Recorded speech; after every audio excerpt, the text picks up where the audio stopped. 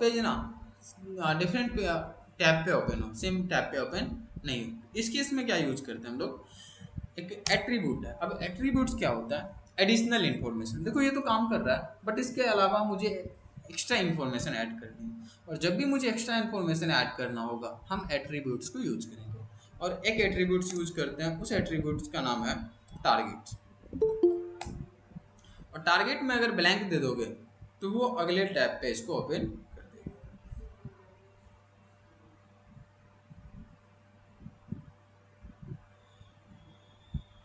जैसे हम टारगेट में ब्लैंक दिए, अब ये इसको नेक्स्ट टैब पे ओपन करेगा। देखो जैसे ही अबाउट पे क्लिक किए, एक मिनट, चलो हम लोग अपने ब्राउज़र पे इसको टेस्ट कर लेते हैं।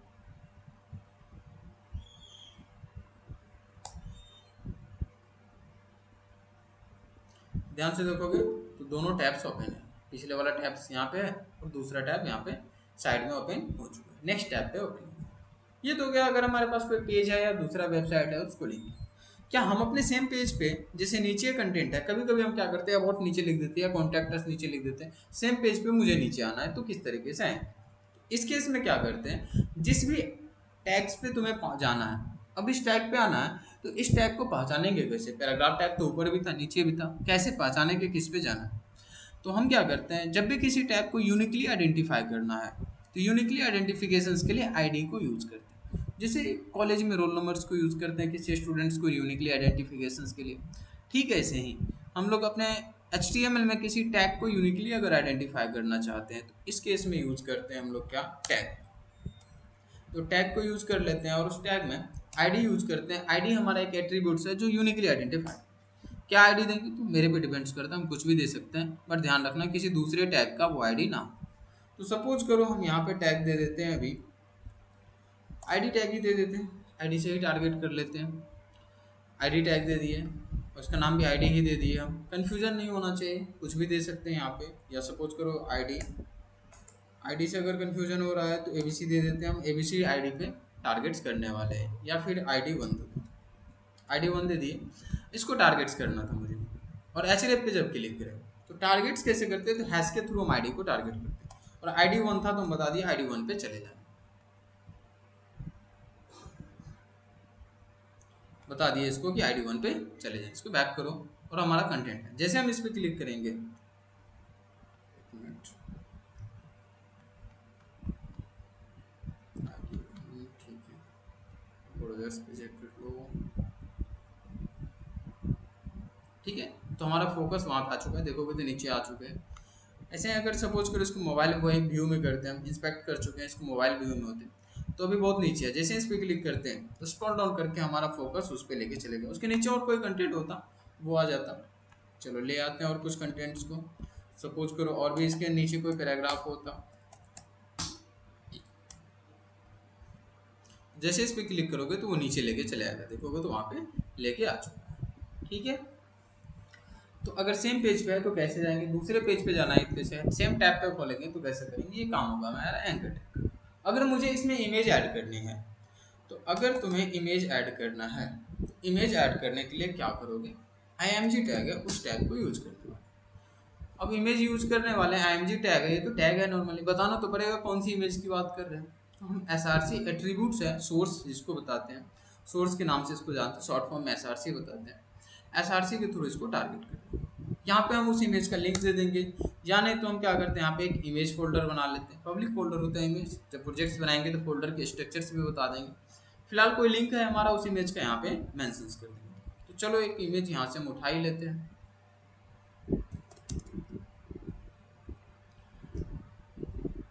और इमेज टैग में आते हैं, सपोज करो कि हम अपना इमेज कॉपी कर लेते हैं यहाँ से,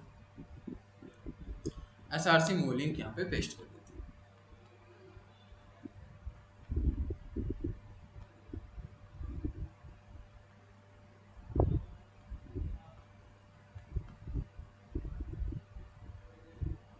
ओपन नहीं हुआ था क्या, कोई और इमेज,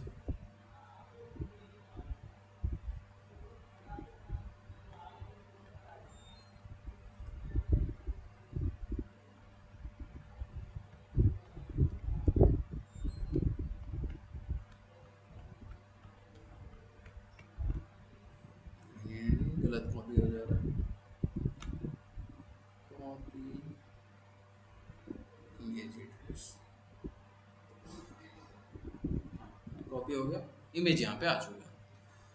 तो इमेज लगाना बहुत आसान था। क्या किए, जो भी लिंक था, अगर यहाँ पे इमेज होता तो उस इमेज को डायरेक्ट सेलेक्ट कर लेते हैं, एसआरसी सोर्स जो एट्रीब्यूट्स है उसमें दे दिए। बोलोगे सर एएलटी अल्टर्स इसका क्या काम है? अल्टर्स का काम है, जैसे सपोज करो ये इमेज अगर मुझे यहाँ पे नहीं मिलता, इन केस अगर मान लो कुछ गलत दे देते, अब गलत दे दिए तो इमेज तो मिलेगा ही नहीं। इमेज नहीं मिलेगा तो इमेज के बदले में क्या शो होना चाहिए, वो चीज़ें हम बताते हैं अल्टर टैग के थ्रू, अल्टर एट्रीब्यूट्स के थ्रू। जैसे सपोज करो यहाँ पे बता देते कि माई पिक मेरा इमेज था, तो मेरा इमेज अगर इमेज नहीं मिला इसको, या इमेज अगर हम लोड होने में टाइम लग जाता, तो उस केस में माई पिक वहाँ पे अल्टरनेटिव एट्रीब्यूट शो हो जाता।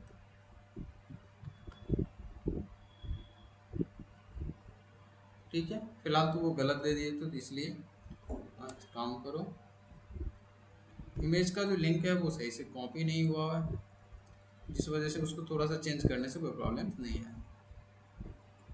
सपोज करो हम इमेज दिए ही नहीं, तो अगर इमेज नहीं देते हैं, लोड नहीं होता, तो ये कंटेंट हमारा कुछ इस प्रकार से आता है। बोलोगे ऐसा तो नहीं है सर, जब हम इमेज दे ही देंगे यहाँ पे तो इमेज तो हर हमेशा आ ही जाएगा, तो अल्टर देने की क्या ज़रूरत है, क्यों फालतू का ऐसे एट्रीब्यूट्स को याद रखें। फिर से हम बता रहे हैं, हम एसईओ पर पर्सपेक्टिव से भी वेबसाइट्स बनाएंगे। हम वेबसाइट्स बनाएंगे तो सिर्फ बना नहीं देंगे, हमारी रिक्वायरमेंट होगी कि क्लाइंट्स का जो वेबसाइट्स होगा वो सर्चिंग में भी है, टॉप पे भी है, तो हम वो सारी चीज़ें का ध्यान भी रखेंगे। जो अल्टर एट्रीब्यूट्स है यहाँ पे फिर से एसईओ रैंकिंग के लिए काम आता है, कि ये जो इमेज लगा रखे हैं, गूगल इस इमेज को तो नहीं जाके देखेगा कि क्या नहीं है, हाँ, लेकिन अल्टर में क्या लिखो उस पर्सपेक्टिव से या उसके अकॉर्डिंग वो सर्चिंग को भी देखता है, एसईओ इससे भी बेस्ट होता है। तो अल्टर्स को भी लिखना जरूरी है, और वही लिखोगे ताकि सर्चिंग्स के अकॉर्डिंग वो बेटर है।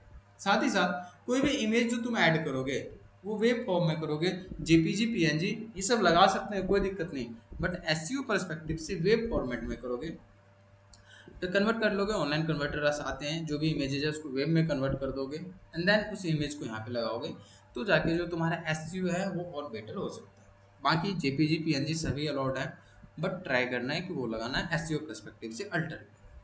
ठीक है, ऐसे अगर सपोज करो और एडिशनल इन्फॉर्मेशन मुझे लगाना है, और भी एट्रीब्यूट्स को मैनेज करेंगे, और वो एट्रीब्यूट्स होगा हमारा, जैसे विड्थ हमें सेट करनी है तो विड्थ सेट कर लेंगे। सपोज करो थोड़ा ज़्यादा बड़ा दे दिए, 200 कर दिए इतना, अगर सपोज करो 20 करेंगे तो छोटा होगा, तो इसका विड्थ हम लोग मैनेज कर सकते हैं विड्थ से।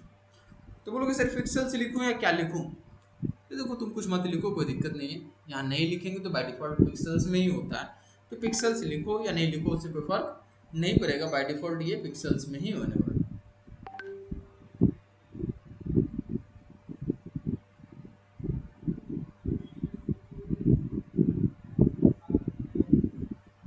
ठीक है, तो हम वेट सेट कर सकते हैं। ठीक है, ऐसे हाइट भी सेट कर सकते हैं, सपोज करो हाइट सेट कर लेते हैं, और हाइट सपोज करो 100 कर लो। देखो बहुत गंदा इमेज लग रहा है, छोटा कर देते, विड्थ कर देते 20, हाइट कर दिए थे 100। तो इसमें क्या होता है, जब हम हाइट और विड्थ दोनों सेट करेंगे तो इमेज हमारा सही से एडजस्ट नहीं होगा। तो ट्राई करोगे कोई एक ही दोगे, और अगर एक ही हम सेट करते, जैसे सिर्फ विड्थ ही सेट कर देते, हाइट नहीं करते, या सिर्फ हाइट सेट कर देते विड्थ नहीं, तो विड्थ सेट करते हैं तो हाइट ऑटोमेटिक एडजस्ट करता है, और हाइट सेट करते हैं तो विड्थ ऑटोमेटिक एडजस्ट करता है, तो वो चीज़ें हम यहाँ पे करते हैं। तो इमेज टैग भी आई होप समझ आ गया होगा, और इसको हम मैनेज कैसे करेंगे, इसके जो एट्रीब्यूट्स है वो क्या होते हैं वो भी क्लियर हो गया होगा, कोई दिक्कत नहीं। ठीक इस तरीके से तुम्हें अगर वीडियो लगाना होगा तो वीडियो टैग है, वीडियो का लिंक लगा दोगे, और यहाँ पे तुम्हें मिल जाएंगे कंट्रोल्स, कंट्रोल से लगा देना, तो कंट्रोल्स में वीडियो प्ले करने का ऑप्शन आ जाएगा कि किस तरीके से करना है कंट्रोल्स ने। अब कंट्रोल्स के बाद यहाँ पे ऑटो प्ले करना है, क्या करना है नहीं करना, वो सारी चीज़ें हम लोग यहाँ से मैनेज कर सकते हैं। फिलहाल लिंक नहीं लगा, लिंक लगाएंगे तो हो जाएगा। ऑडियो के लिए तुम्हें ऑडियो टैग मिल जाएगा, एक मिनट स्मॉल लेटर में कर लेते हैं, ऑडियो टैग मिल जाएगा, इसमें भी कंट्रोल्स लगा दोगे। कंट्रोल जैसे ही लगाओगे, ऑडियो को कंट्रोल्स करने के लिए जो होता है देखोगे, म्यूजिक्स वगैरह मैनेज करने के लिए हम लोग इस तरीके से ऑडियो प्ले बटन दिए होते हैं, तो ऑडियो प्ले बटन आ जाएगा, फिर इसको जैसे चाहे वैसे मैनेज हम लोग कर सकते हैं, जैसे टारगेट्स करेंगे वो वैसे। ये जो कंट्रोल्स है यहाँ पे भी एट्रीब्यूट्स हैं, इसको यूज कर लेंगे। ऐसे एसआरसी हमारा एट्रीब्यूट्स हैं, सोर्स को रिप्रेजेंट करेगा जैसे बाकी में किए थे। HTML का बेसिक कॉन्सेप्ट तुम्हें समझ आ गया होगा आई होप। हेडिंग्स क्या होते हैं, इमेज टैग्स क्या है, एंकर टैग्स क्या है वो भी समझ आ गया होगा, पैराग्राफ टैग को समझ चुके, ऑडियो वीडियो टैग को समझ चुके, इमेज कैसे लगाएंगे, वीडियोस कैसे लगाएंगे, ये क्लियर होगा। तो आज जितना पढ़े हैं हम लोग ट्राई करना है तुम्हें कि इतने खुद से एक बार करके या तो तुम मेरे पास सेंड कर दोगे या ग्रुप में सेंड कर दोगे, ताकि मुझे पता चले कि तुम काम भी कर रहे हो। और लास्ट में जो प्रोजेक्ट्स होगा वो प्रोजेक्ट्स तुम करोगे तो हम हेल्प कर पाएंगे। देखो तुम जितने काम करोगे उतना बेटर्स होगा और उतना मुझे समझ आएगा कि तुम कर रहे हो, उस अकॉर्डिंग्स पढ़ाएंगे। जिस दिन मुझे समझ आ गया कि तुम नहीं पढ़ रहे हो तो फिर जल्दी से बैच बस खत्म कर दो। ट्राई करना है, काम करो, मुझे अपडेट्स दो, उस अकॉर्डिंग हम पढ़ाएंगे। ठीक है, अपडेट्स या तो ग्रुप में दे देना या फिर मुझे दे देना।